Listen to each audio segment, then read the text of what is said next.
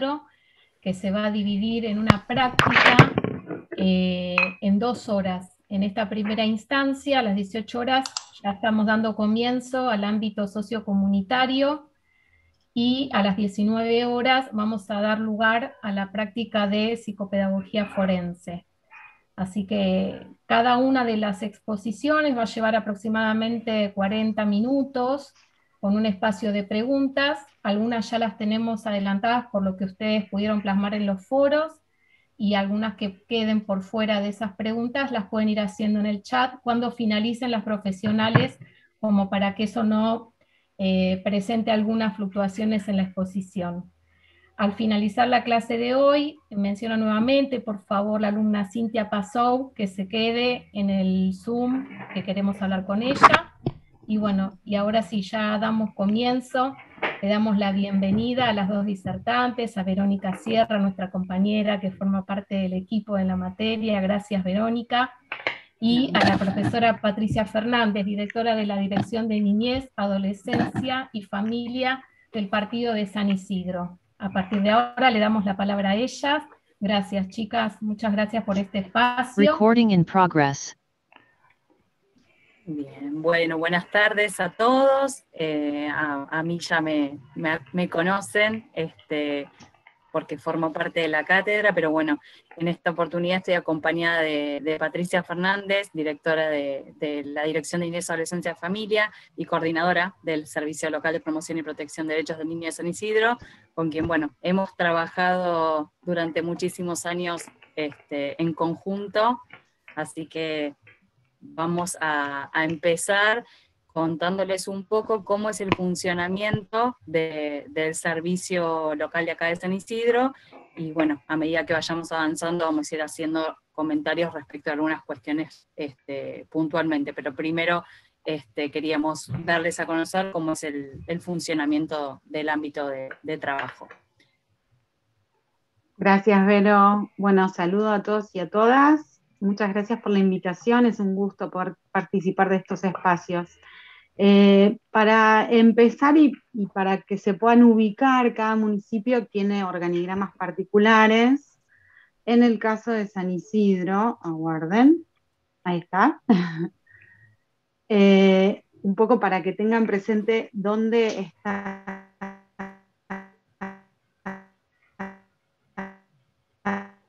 dentro de lo que se denomina el sistema de promoción y protección de derechos, que es un poco el eje sobre el cual vamos a charlar hoy, teniendo como principal efector, porque es lo que tengo a cargo, el servicio local, pero dentro de cualquier municipalidad hay muchos actores que integran esto que se denomina sistema de promoción y protección de derechos. Dentro de la Municipalidad de San Isidro, el armado, el organigrama, es uno particular, que es este que compartimos acá con Verónica, donde tiene la particularidad de que dentro de la municipalidad existe una secretaría de niñez, adolescencia y familia, lo que permite, digamos, tener un trabajo mucho más articulado en ese sentido, ¿no? Teniendo como eje rector la niñez y la adolescencia, y dentro de este área pueden ver, después se los paso, Vero, se los pasamos al Power para que lo tengan como material de consulta, diferentes áreas, todas relacionadas con la atención de la niñez y la adolescencia desde distintos ángulos, ¿no? Y acá vamos a encontrar la dirección de niñez, no nos detenemos mucho en esto porque, bueno, corto el tiempo. Acá en esta parte está la Dirección de Niñez, Adolescencia y Familia, que trabaja permanentemente en articulación con las otras áreas. Falta un área acá que no está puesta porque no pertenece a la Secretaría de Niñez, que es de gran importancia para la niñez y la adolescencia y para sus distintas, digamos, problemáticas, que es el área de salud, ¿no? Y en este momento, más aún, con la situación que tenemos, el área de salud también es un área muy importante, pero bueno, no está dentro de esta secretaría, es en sí una secretaría salud en el gobierno de la Municipalidad de San Isidro.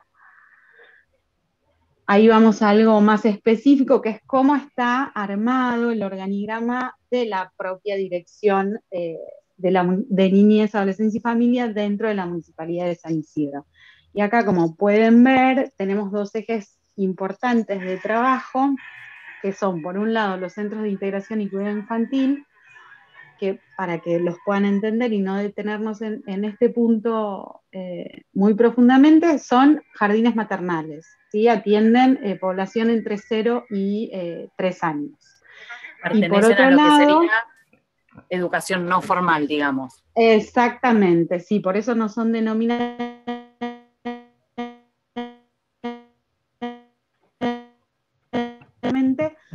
pero al no estar dentro de lo que es la estructura de educación, son denominados centros de integración y cuidado infantil. No obstante esto, ¿no?, que no están en el área de educación, sí el personal es personal profesional, son docentes, cuentan con un equipo técnico, ¿no?, que acompaña, pero no están bajo la órbita de educación. Y el otro gran eje, que es un poco sobre el cual vamos a charlar hoy, de trabajo de la dirección, es el Servicio Local de Niñez y Adolescencia y Familia, que la particularidad acá en San Isidro es que trabajamos en 3 sedes. Yo les voy a hablar en general dejando de lado la pandemia, ¿sí? Porque la pandemia requirió y nos exigió un reacomode, ¿sí?, hasta de los espacios de atención, para poder garantizar. Nosotros desde el día 1 en que se decretó el ASPO, estuvimos y consideramos que somos esenciales, por lo tanto atendimos y nos fuimos acomodando a las distintas, digamos, requerimientos de salud pública, ¿sí? Pero bueno, hoy podemos decir que el Servicio Local de San Isidro atiende en 3 sedes: la sede de San Isidro, la sede de Boulogne y la sede de Becar.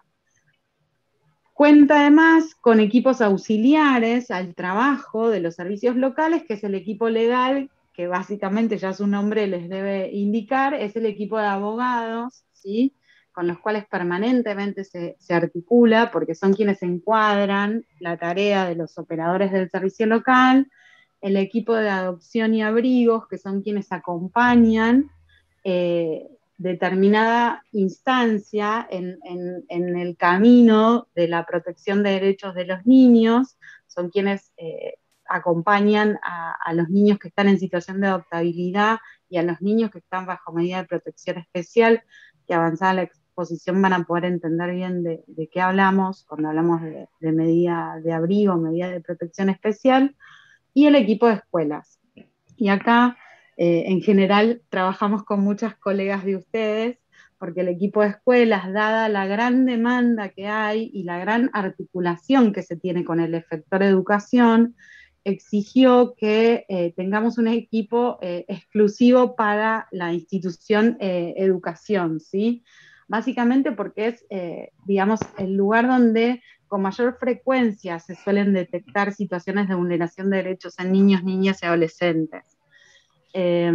Vuelvo a aclarar, sin duda la pandemia afectó, ¿sí?, la comunicación del efector de educación en relación a los chicos y en relación a esto de lo cotidiano, ¿no?, de la comunicación cotidiana, pero sin duda es el gran detector de situaciones de vulneración de derechos de niños, niñas y adolescentes, básicamente porque, bueno, están a diario en contacto con su alumnado, con los chicos, y son quienes muchas veces los niños confían para poder contar si algo de lo que está sucediendo en casa no está bien, ¿sí? Y además, bueno, la ESI, la realidad es que viene a iluminar, ¿no?, un montón de cuestiones que tienen que ver con que los chicos puedan pedir ayuda cuando algo de lo que sucede en casa no es concordante con el respeto hacia el sano desarrollo de ellos mismos.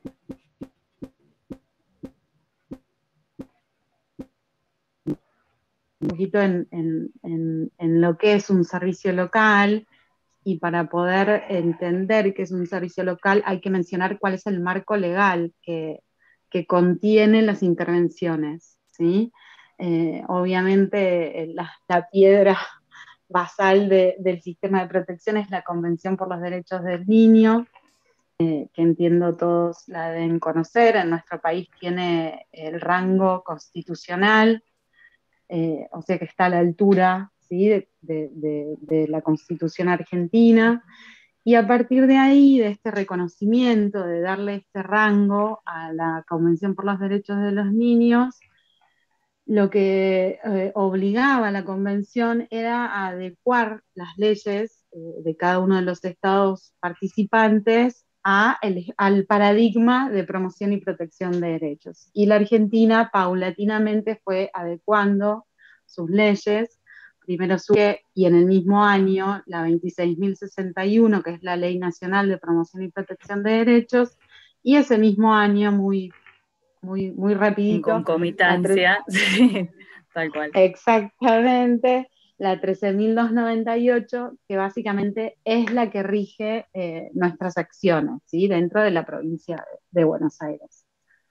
Y además es la que invita, impulsa y crea esta nueva figura, que es la de los servicios locales y los servicios zonales como células, ¿no?, en el territorio de la propia provincia de Buenos Aires, que puedan detectar, atender y erradicar cualquier situación de vulneración de derechos. Otra de las leyes que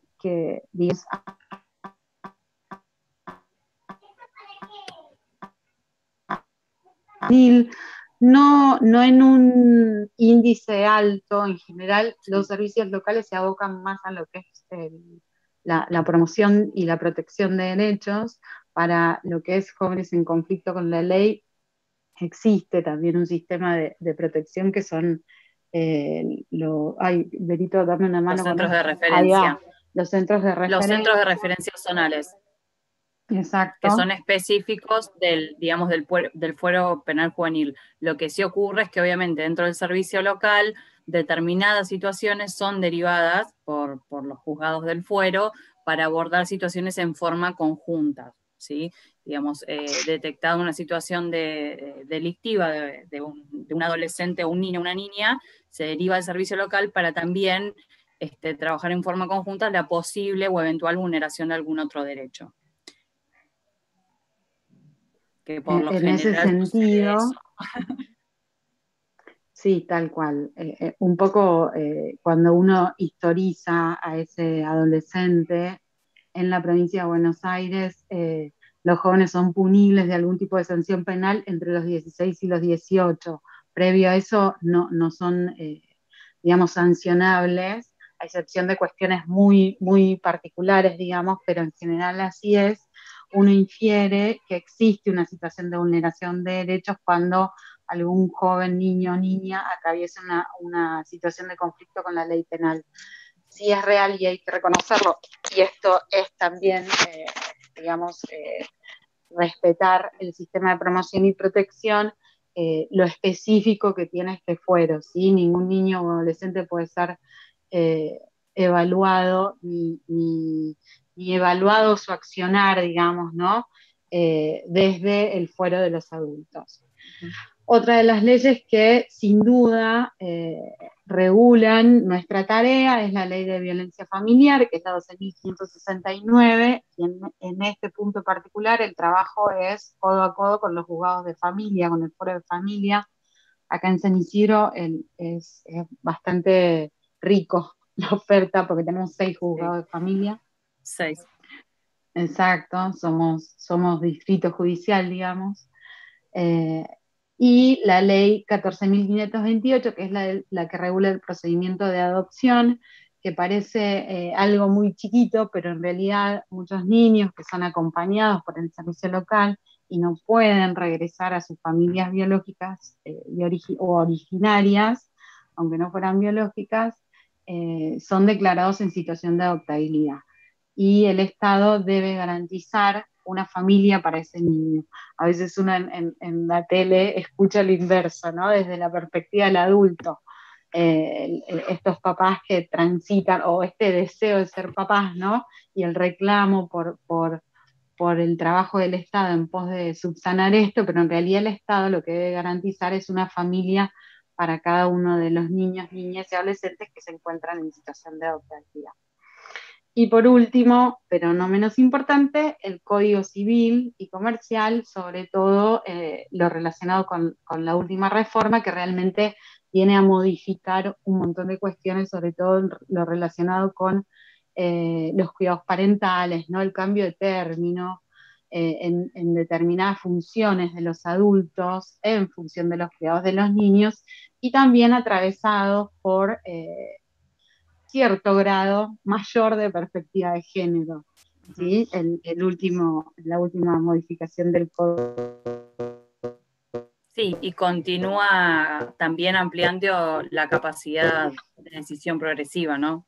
Como que también acompaña en ese sentido la capacidad de decisión progresiva de los niños y adolescentes.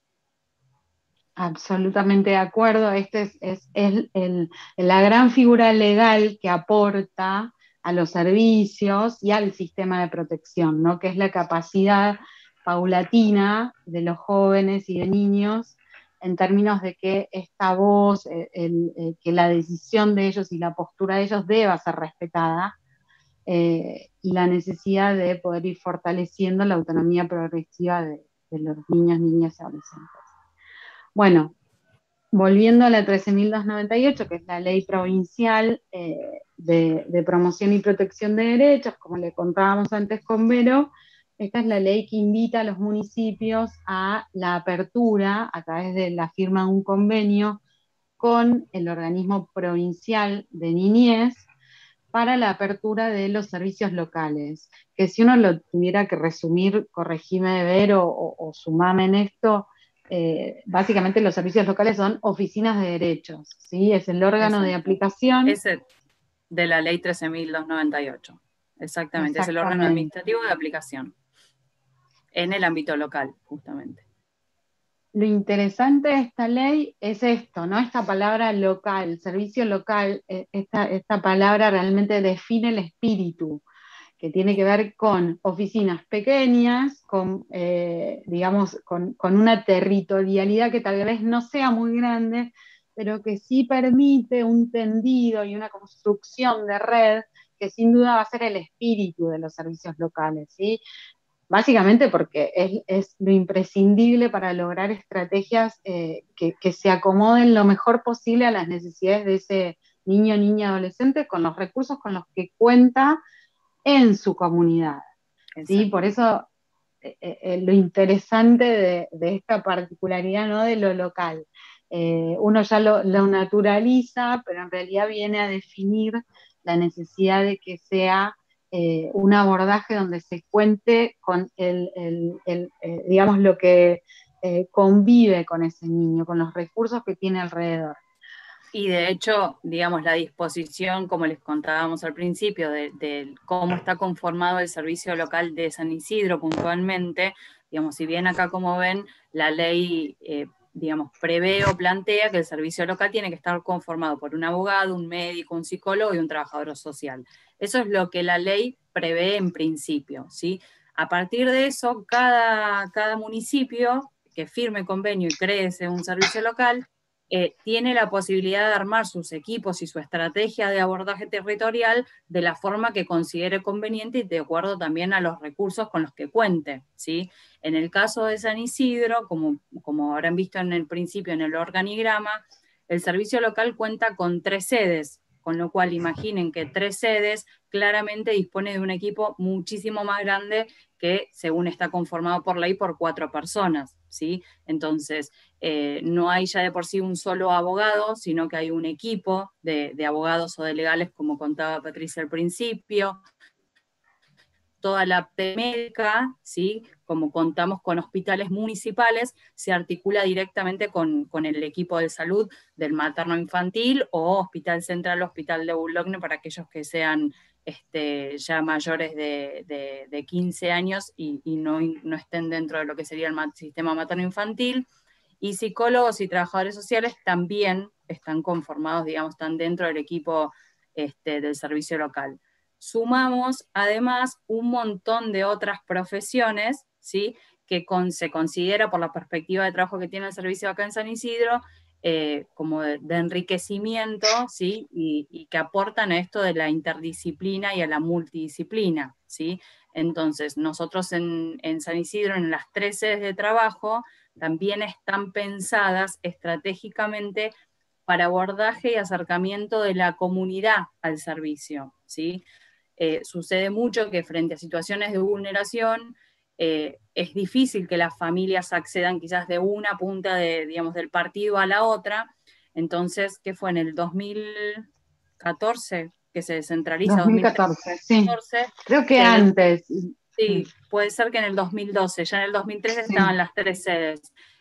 Se descentraliza justamente porque lo que se observaba era necesidad de mayor presencia a nivel territorial, ¿sí? Y que la gente, las entidades barriales, las escuelas, digamos, también por zonas, tengan mayor acceso y un acceso directo hacia el servicio local, ¿sí?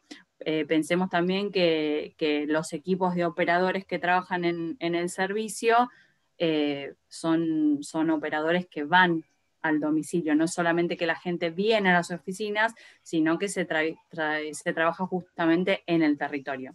Entonces, esta cuestión de la descentralización aporta muchísimo a este trabajo en el ámbito comunitario, justamente. ¿Sigo? Sí, dale. ¿Cuáles son las funciones del servicio local? En este caso es básicamente recepcionar, ya sea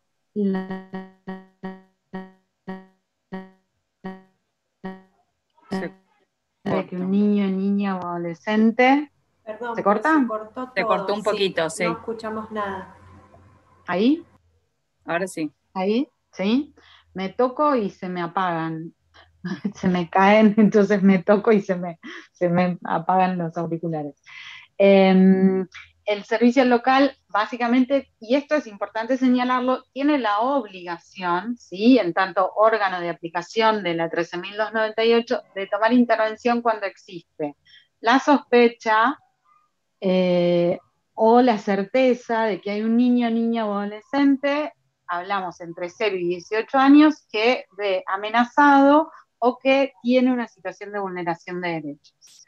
En ese sentido, lo que hace el servicio local, no voy a seguir tanto las filminas por el corto tiempo que tenemos, y además esto les va a quedar, digamos, es seguir una serie de pasos, que es hacer un diagnóstico de situación, evaluar si concretamente existe una situación de vulneración de derechos, muchas veces recurriendo al trabajo que hizo otro efector del sistema, ya sea el área de salud, ya sea la institución educativa, ya sea un profesional tratante, ¿sí? Muchas de las situaciones nos llegan, por ejemplo, desde el espacio de consultorio de psicopedagogía o desde el espacio de psicología del niño, niña, adolescente, que detecta una situación de vulneración de derechos.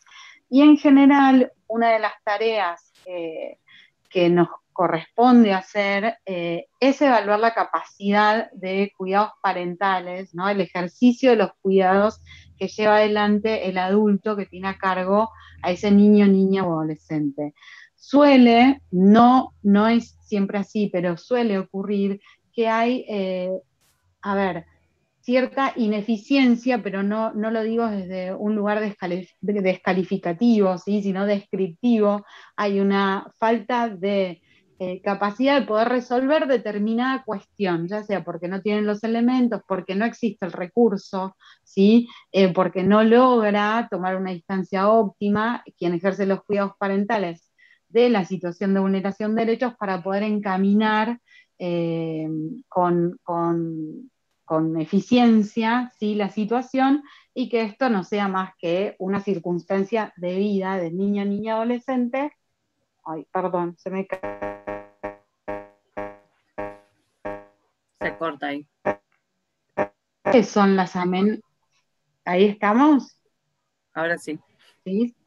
Avanza en un diagnóstico de cuáles son las variables, ¿sí?, que están poniendo en jaque el pleno ejercicio del derecho del niño, niña o adolescente, y con una participación activa, y esto también es es el espíritu de la 13.298 y de toda la legislación en términos de promoción y protección, con una participación activa del niño, niña o adolescente. Sin duda, con esto que menciona Vero, ¿no? Teniendo en cuenta qué capacidad, qué edad y qué herramientas de autonomía tenga ese niño, niña o adolescente. Obviamente no es lo mismo el abordaje que se tiene con un niño en primera infancia que con un preadolescente que con un adolescente. No obstante ello, siempre la participación del niño, niña o adolescente debe ser activa, ¿sí? De acuerdo a su capacidad de expresión, en cualquier procedimiento desde el servicio local en pos de poder resolver esa situación de vulneración de derechos. Y hay un segundo actor que es imprescindible también, y vuelvo en general, y ojalá que siempre estuvieran presentes, que es la familia, ¿sí? La familia, el entorno, los referentes afectivos de ese niño, niño, adolescente, también son esenciales a la hora de poder pensar cuáles son las estrategias que se tienen que poner en juego en pos de resolver esa situación de vulneración de derechos. Si hay algo que el servicio... Perdón, dale, Berito. No, que es importante pensar cualquier tipo de intervención que tenga el servicio local frente a una situación de vulneración de derechos con el concepto de corresponsabilidad que justamente plantea la ley, ¿sí? Que tiene que ver con el accionar articulado, ¿sí? Y el compromiso también de todos los efectores, y cuando hablamos de efectores tanto del ámbito público como del ámbito privado, o cualquier persona que forme parte del ámbito del entorno de este niño, niña o adolescente, ¿sí? Y lo que trae el término de corresponsabilidad es justamente este accionar conjunto para resolver, ¿sí? O lo que se llama dentro del sistema de promoción y protección, la restitución del derecho vulnerado, ¿sí? Entonces, lo que se espera es que todos estos actores articulen en una estrategia conjunta para que el niño o niña pueda permanecer dentro del ámbito familiar, ¿sí? Digamos, todas las estrategias que el servicio va a utilizar en el trabajo con el grupo familiar, como decía Patricia, tienen que ver con esto, ¿no? Con aquello que no está funcionando en forma de edad o que está haciendo que el niño sea víctima de una vulneración de derechos, muchas veces tiene que ver con creencias o con cuestiones que las familias tienen naturalizadas, otras veces no, tienen que ver ya con componentes más, ya sean psicológicos o también muchas intervenciones en el plano de los psiquiátricos, sobre todo de los adultos, pero siempre lo que se va a tratar de preservar es el ámbito familiar, ¿sí? El desarrollo sano de este niño en el ámbito familiar, si así no fuere, digamos, que no fuere posible la intervención porque la situación ya es de gravedad, obviamente ahí hay otro tipo de herramientas o medidas que el propio sistema y la ley habilitan al servicio a adoptar, a tomar justamente, pero el trabajo básico está enmarcado en esto, ¿sí? En poder sostener al niño dentro de su círculo y de su ámbito cotidiano, en sostener su centro de vida, digamos. Ahí son varios los efectores que articulan y puntualmente, como también decía Patricia al principio, la escuela, que quizás es un ámbito para lo que es la psicopedagogía relativamente común en el ámbito laboral, es uno de los lugares de mayor, no solo derivación, sino con los que se trabaja en forma sumamente articulada, en lo que tiene que ver el antes, el durante y el después de la intervención. Es una comunicación conjunta, de evaluar y de repensar estrategias conjuntas, digamos, no es meramente quizás dar aviso al servicio local y que el servicio local resuelva lo que le parezca, sino evaluar estrategias en forma justamente conjuntas. Y en el mientras, sostener también a su vez la escolaridad y la inclusión de este niño en el ámbito educativo, valorando también el vínculo que ha establecido. Totalmente. un poco este despliegue de estrategias son las que se denominan medidas de protección integral de derechos, ¿no? Este pensar, bueno, qué es lo más adecuado para esta situación, para este niño, niña, adolescente, en este contexto, en relación a esta escuela, con este pediatra, con esta familia, digamos, ese tipo de delinear se llaman medidas de protección, ¿sí? Como uno piensa.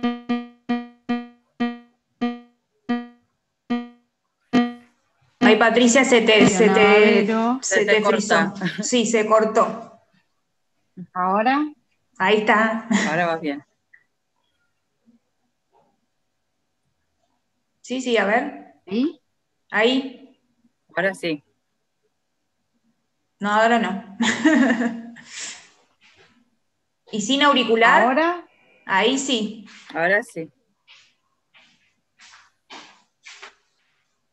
es un problema esto. Ahí sí. Ahora se No. escucha. Como congeladas encima, chicas. Ahí, Ahí se escucha. Ahí no se te escucha. ahora sí. Ahí sí. Ahora sí, a ver. Ahora sí. Sí. Bueno, voy a tratar de no tocarme más. Dentro de toda esta descripción que hacíamos con Vero, existe una particularidad y es agotadas esta puesta en marcha, ¿no? De distintas estrategias, de distintas medidas, intentando resolver la situación de vulneración de derechos, a veces no funcionan y la situación de vulneración persiste. Entonces, aparece una medida especial de protección de derechos que justamente se denomina medida especial de protección de derechos, que para, digamos, quienes trabajamos en este ámbito, la llamamos medida de abrigo, ¿sí? La medida de abrigo de por sí ya vulnera un derecho de niño, niña, adolescente, que es el derecho a estar en su familia, ¿no? Y toda esta tarea que venía haciendo el servicio y el sistema en general en pos de garantizar la permanencia de este niño, niña o adolescente en su sistema familiar, de golpe debe ser modificada como estrategia y se considera que para la protección de ese niño, niña, adolescente, tenemos que separarlo de esa familia que venía ejerciendo los cuidados, de esa familia, de ese entorno, ¿sí? Donde estaba instalado el niño, niña o adolescente. Esta medida de protección especial es excepcional, ¿sí? Se toma ante amenazas, digamos, realmente complejas en relación a la integridad de vida, de desarrollo de niños, niñas y adolescentes. Y lo que establece la ley es que el servicio local tiene la obligación de evaluar como primer herramienta lo que se denomina familia y familia ampliada, ¿sí? ¿Cuál es el entorno que se va abriendo como aros alrededor de ese niño, niña o adolescente? Piensen que muchas veces hablamos de grupos de hermanos, ¿sí? Entonces el servicio tiene que, muchas veces muy rápidamente, ¿no? Porque hay alguna situación que desencadena la necesidad de implementar una medida de protección especial, evaluar la posibilidad de que ese niño, niña o adolescente o grupo de hermanos quede a cargo de algún familiar, de algún referente afectivo, que sí pueda garantizar el pleno ejercicio de los derechos de ese niño, niña o adolescente o de grupo de hermanos. Si esto no lo tenemos porque no consideramos que ninguno de los familiares pueda garantizar esto, si hay un riesgo digamos, en esta permanencia, porque, por ejemplo, no sé, el desencadenante de la medida de protección está relacionado con una cuestión de violencia familiar muy severa y tememos por la integridad de los niños, o no hay familia disponible, muchas veces te pasa, empezás a citar y te dicen, no, la verdad, yo tengo los míos, no puedo, no tengo lugar, o la razón que fuere, el servicio local pasa al segundo plan, llamaríamos, que es la institucionalización, es el ingreso del niño, niña, adolescente en un hogar convivencial. Y acá volvemos, ¿no? a este paradigma que nos impone en la convención y esta práctica que se tiene desde el sistema de protección y promoción de derechos, que es que tenemos que contar con la participación activa, ¿sí?, de quien va a ser abrigado. Un servicio local no puede implementar una medida de protección compulsivamente. Eso, para un servicio local no existe, ¿sí? Muchas veces nos ofician los juzgados ordenándonos que implementemos una medida de abrigo. No es compatible. Medida de protección debe ser activamente aceptada y entendida por el niño o adolescente a abrigarse. Vuelvo a la aclaración, obviamente que si hablamos de un niño muy pequeño, donde, no sé, un bebé, por ejemplo, donde uno no puede trabajar la aceptación por su corta edad, sin duda, ahí lo que va a regir es el interés superior y uno probablemente avance con la medida de protección siempre y cuando las razones estén más que, digamos, fundadas, ¿sí? Entonces, en general, cuando uno implementa una medida de abrigo con un bebé, esto está relacionado con cuestiones sumamente severas. Y la sospecha o la claridad del servicio de decir, estos adultos no pueden garantizar los cuidados esenciales de un bebé. Pero bueno, esto lo aclaro porque es algo que muchas veces surge como un requerimiento, ¿no? Ante la desesperación de la situación de vulneración de derechos, muchas veces es, bueno, pero le tenés que preguntar, sí, es parte de la intervención de un servicio local contar con el aval del niño a ser abrigado. No hay posibilidad alguna de implementar una medida. Sí, esto no tiene que ver solamente con que, sí, por un lado la ley dice que tenés que contar con el consentimiento del niño, que el niño tiene que ser parte activa del proceso, pero también por el propio sostenimiento de la medida, ¿sí? Porque cuando se actúa de esta forma, en forma compulsiva, la realidad es que la medida no se sostiene en el tiempo, porque después terminan siendo niños que se escapan mayormente de las instituciones en donde están.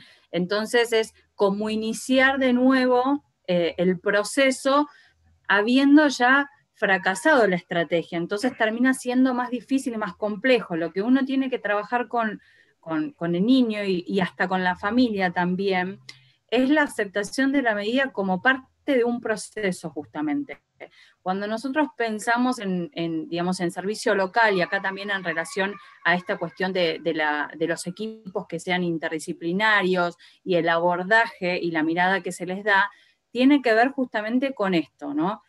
No hay especificidades de, bueno, los psicólogos hacen tal cuestión, los trabajadores sociales hacen, sí quizás hay que hacer un socioambiental, bueno, es un campo más específico de un trabajador social, o psicopedagogos. El servicio está constituido por multiplicidad de profesiones y cada una desde su disciplina va aportando a la construcción de la estrategia, ¿sí? Tampoco hay una estrategia única, sí, obviamente hay un marco normativo en donde uno tiene que abordar estrategias para la restitución del derecho vulnerado, pero no hay una estrategia única de abordaje. Entonces, lo que enriquece el trabajo es justamente la variedad de profesiones y disciplinas en donde todos pueden ir aportando desde su rama, digamos, desde su ciencia, ¿sí? Por lo menos en mi experiencia, que siendo psicopedagoga trabajé durante muchísimos años en un servicio local, fue un rol a construir y siempre, digamos, en construcción, nunca fue definido, independientemente de que fui operadora familiar, después coordiné una de las sedes de trabajo, pero siempre es un rol a construir. Y nosotros tenemos que pensar, quizás lo que a mí siempre me sirvió desde la profesión, básicamente, tenía que ver con entender todos estos procesos como aprendizajes, ¿sí? Como una instancia más de aprendizaje. Cuando esta familia con la que yo me encuentro frente a una situación de vulneración de derechos, muchas veces daba por naturalizar ciertas cuestiones o ciertos modos de actuar, es esto, es como deconstruir, reconstruir constantemente estos conceptos, estas acciones y generar aprendizajes sanos, ¿sí? De lo que tiene que ver con modos de crianza, con modos de interactuar, con modos de trato hacia los niños, ¿sí? muchas veces la violencia, esto forma parte de la vida cotidiana de muchísimas familias. Entonces tiene que ver con esto, con que, bueno, todo esto para mí desde mi experiencia son aprendizajes y quizás el aporte desde la psicopedagogía tenía que ver con esto, ¿sí? Y con el entender también que el proceso era mucho más macro y sistémico de lo que en realidad parecía, porque todos los efectores y todos los actores tenían que actuar en forma coordinada para que la situación de vulneración se vaya revirtiendo. Tal cual. Un poco lo menciona Vero, ¿no? A veces nos preguntan, bueno, pero ¿qué evaluás cuando tomás a alguien para... Ay, se me va a caer, espero que no se corte. Se cortó.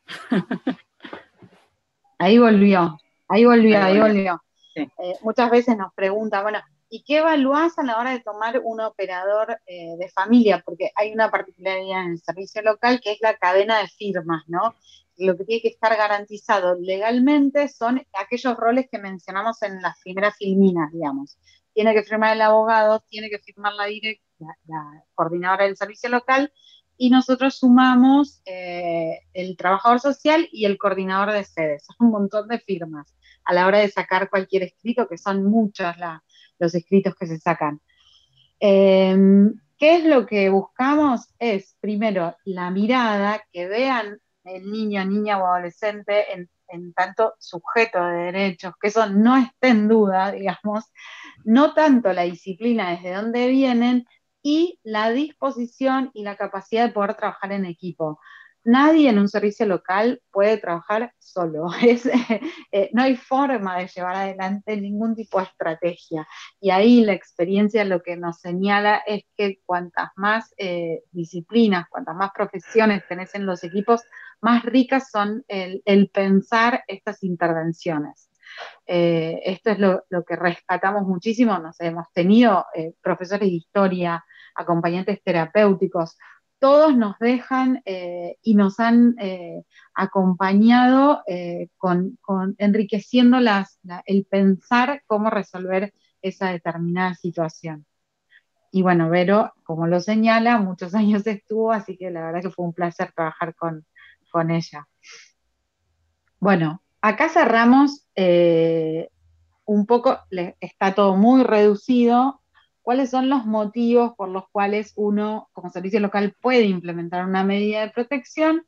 Que deben ser, como mencionábamos, motivos muy graves, excepcionales, y tiene una provisionalidad. O sea, uno implementa una medida de abrigo. Me pongo de costado porque se me está cayendo.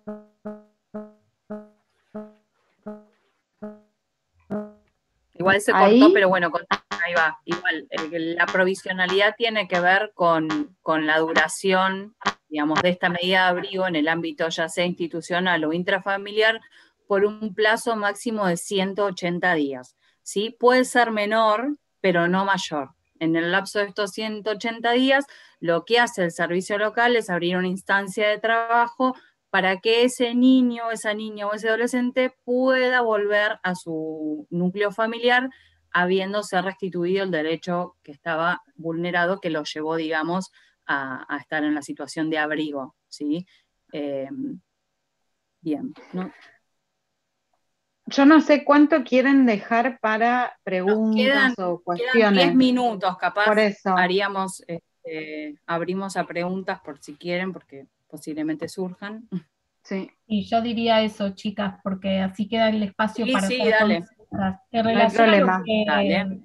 yo fui registrando de la comisión, y también vos, Vero y Moni, están, digamos, ya canalizadas las preguntas. Por eso les pedimos, si ahora quieren hacer alguna pregunta más, que por ahí no hayan consultado en los foros, este sería el momento, ¿sí? Por favor, si quieren consignarlas, tengan en cuenta, ahí estoy viendo, por ejemplo, puedan consultar, que en relación a las incumbencias del psicopedagogo, ustedes es un trabajo que van a relacionar posteriormente cuando hagan sus respectivas articulaciones teóricas en función al rol que fue denominando específicamente Verónica, ¿no? ¿Cuál es el rol del psicopedagogo en este trabajo sociocomunitario, ¿sí? Es algo que ustedes después tienen que trabajar en articulación. Pero no es que ellas van a hablar de las incumbencias las tienen que trabajar ustedes, porque es una pregunta recurrente que hubo en diferentes comisiones. Perdón, Vero. Bien, en realidad eso sí, el rol como yo les planteaba, porque es algo que surge muchísimo, tanto en el ámbito sociocomunitario como en el... ¿sí? Entonces son roles y funciones que se van definiendo como de a poco y también en el marco de cada uno de los trabajos. Hoy puntualmente en lo que es servicio local o un servicio zonal o mismo también en lo que es el Poder Judicial, no hay un rol específico del psicopedagogo para el abordaje sino es cómo desde la profesión, desde la mirada profesional y con las herramientas que la profesión nos aporta, las intervenciones que podemos ir haciendo, ¿sí? Entendiendo, por ejemplo, en mi caso, como les decía, todas estas instancias justamente como procesos de aprendizaje. Entonces, si partimos de ahí, es inacabada la cantidad de estrategias que podemos llegar a implementar desde la psicopedagogía, ¿sí? Ahí voy viendo, a ver qué Plantean preguntaba. cómo se ingresa a trabajar en estos servicios locales, en qué instituciones trabajan, con qué instituciones trabajan. Instituciones trabajamos con todas, o sea, es un campo, como decimos, esto de la corresponsabilidad trae y convoca al trabajo con todas las instituciones del ámbito público, del ámbito privado, de educación, de la salud, de cultura, un club barrial, todo lo que tenga que ver con el ámbito que albergue a este niño, este adolescente, se articula con absolutamente todas las instituciones. Sí, claramente, y de hecho lo tienen, digamos, en la bibliografía, hay diferencias en responsabilidades y en funciones, ¿sí? Digamos, no todos son igual de corresponsables o de responsables dentro de esta figura de corresponsabilidad, pero se interactúa con absolutamente todas las instituciones de todos los ámbitos. Dice, ¿qué pasa si el niño no está de acuerdo con la medida de abrigo? No se puede implementar la medida de protección en términos de separar al niño, niña o adolescente de su núcleo conviviente. Lo que uno hace, porque en general uno piensa la medida de abrigo en función a razones graves, ¿no? El continuar trabajando con esa familia y con ese niño, niño o adolescente, de acuerdo a la situación, ¿no? que esté rodeando, a fin de o mejorar la situación de vulneración de derechos o de lograr la implementación de la medida de protección especial. Hay situaciones y situaciones. Digamos, cuando hay situaciones, por ejemplo, no llegué a la parte estadística, pero en general el primer motivo de intervención de un servicio local son situaciones de violencia intrafamiliar. Por lo tanto, la gravedad es sumamente compleja y preocupante en tanto los niños, niñas o adolescentes viven con sus victimarios, ¿sí? Entonces ahí la alarma que se enciende es sumamente roja y lo que uno evalúa es la capacidad de reflexión y de poder trabajar con los adultos que resultan ser los victimarios en términos de la violencia, y dentro de esta violencia las situaciones más complejas tienen que ver con el abuso sexual, cuando este es realizado por algún familiar conviviente, ¿no? Por eso esta alarma. Ahora... A ver, cuando haya riesgo de vida, obviamente es una situación de violencia o una situación de abuso que amerite un riesgo de vida, existe la línea, digamos, o la posibilidad de pedir una medida de abrigo compulsiva, pero no solo que no es lo ideal, sino que tiene que estar súper evaluada y no, digamos, eso se solicita a un juzgado del fuero familia y no siempre es, digamos, como otorgada, ¿sí? No es una medida que el servicio local pueda tomar por sí mismo, porque si uno lo piensa desde la lógica que plantea el sistema de promoción y protección de derechos del niño, iría en contra justamente de la misma lógica de acción de la ley, tomar una medida sin contar con la voluntad del niño. Y además que estratégicamente, como les referíamos antes, termina no funcionando, porque es un niño que ingresa a una institución, las instituciones son puertas abiertas, justamente no son instituciones cerradas, sino que son instituciones de puertas abiertas, no es que salen y entran los chicos, pero el niño que no quiera sostenerlo o abre la puerta y se va, literalmente hablando, o aprovecha un descuido y se escapa, y vuelve al mismo ámbito donde sufrió violencia, abuso o alguna situación de gravedad, y ahí es más difícil después retomar la intervención. Por eso es tan importante, no es que el niño dice no y bueno, no se haga más, sino que se sigue trabajando con ese niño la aceptación de la medida de abrigo. Fíjense que en el último renglón justamente se menciona: en ningún caso la medida de protección especial consiste en la privación de libertad ambulatoria, que básicamente ingresar a un niño contra su voluntad a una institución que además es puertas abiertas sería ir en contra de su libertad. En relación a esto, perdón, chicas, como ustedes mencionaban, hay un trabajo de un equipo, ¿no?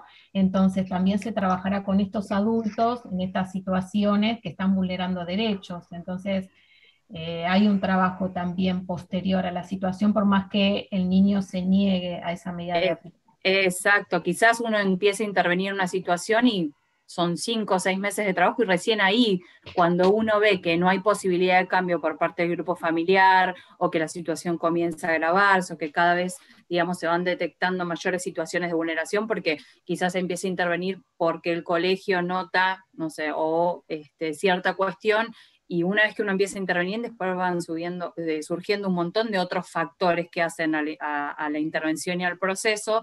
Entonces, quizás transcurrieron 5 meses y recién ahí se decide o se propone la adopción de una medida de abrigo. Y durante la medida de abrigo, digamos, este plazo de 180 días es una instancia de trabajo. Sí o sí hay que trabajar con ese grupo familiar para que ese niño vuelva a su casa, salvo que el niño decida, y obviamente esta decisión también tiene que ver con un proceso y con un trabajo con el equipo del servicio local, que en este caso tiene específicamente un equipo de medidas de abrigo y adopción, salvo que el niño decida no querer bajo ningún punto de vista volver a ese núcleo familiar, se da igualmente la instancia de trabajo. Obviamente no se fuerza al niño a la revinculación con esta familia, pero la instancia de trabajo, digamos, siempre tiene que estar.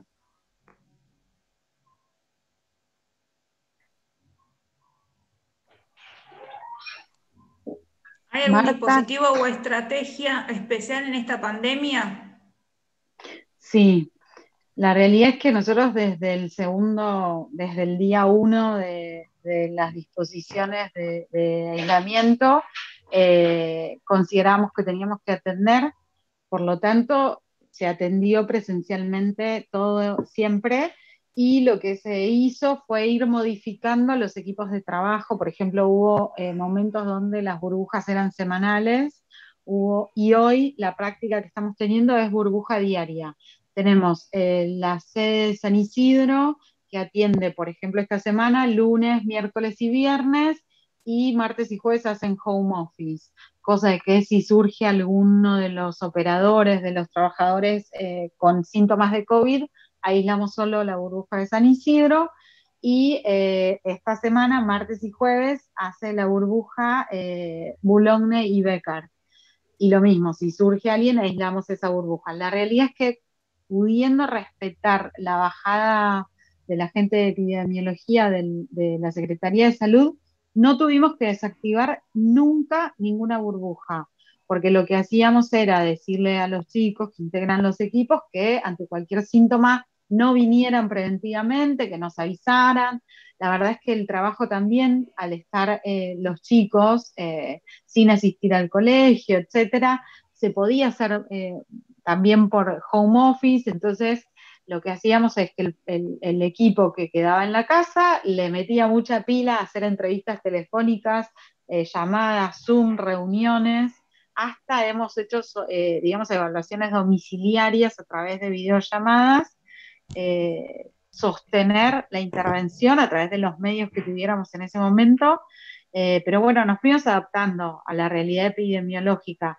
No nos vacunaron, digamos, especialmente, por lo tanto cada cual tuvo que esperar a que le toque por su profesión, pero por suerte casi todos los operadores están vacunados, muchos de ellos tienen consultorio, así que ya están vacunados. Y bueno, nada, hicimos visitas, hicimos de todo, y en realidad también cubrimos mucho lo que eran el resto de los efectores cerrados, ¿no? Eso fue una gran demanda. Una de las primeras situaciones que tuvimos que atender como una urgencia fue conseguir medicación psiquiátrica para un chiquito que accedía a esa medicación a través del colegio. Al colegio estar cerrado, se le cortó la medicación, paciente con tratamiento crónico, y tuvimos que hacer esa intervención que en otro momento era impensable, digamos, porque es algo que está recontra garantizado, ¿no? Pero bueno, en pandemia surgen estas particularidades. Quería Marta preguntar algo. Sí, ¿qué tal? Buenas noches. Sí, yo me quedé pensando en estas situaciones que se fueron dando de manera más abrumadora, como los abusos, ¿no es cierto? Que son como las cuestiones más críticas, si mal no entendí.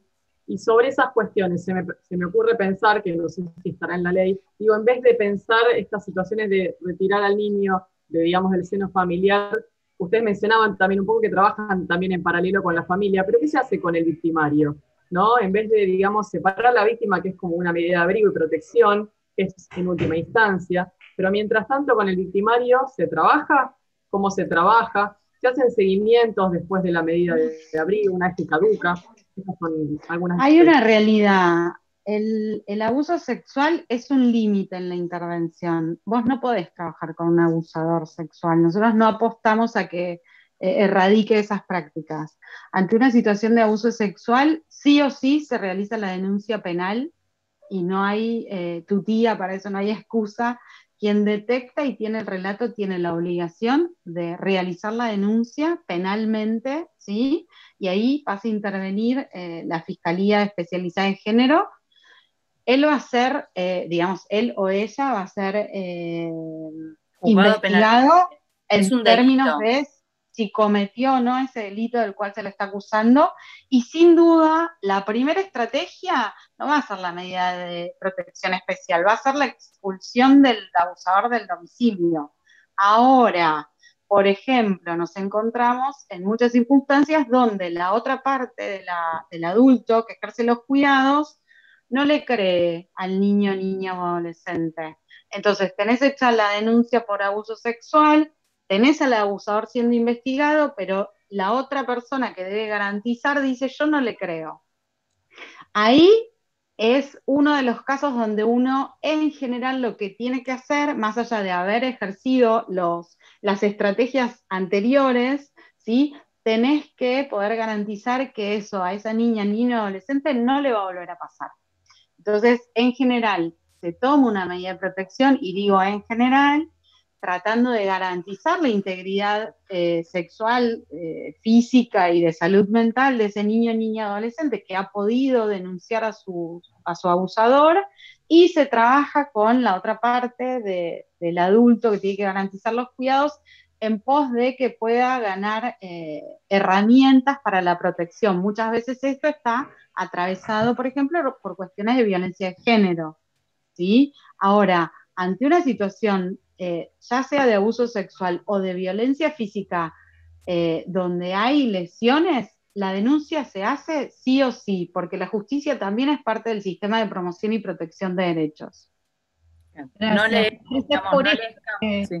Ay, perdón, Vero. No les campo de acción al servicio local, sino justamente al fuero penal. Si son delitos, entonces constituido un delito, digamos, el ámbito que interviene es el ámbito judicial, puntualmente el fuero penal, o en una primera instancia la Fiscalía de Delitos, digamos, de género.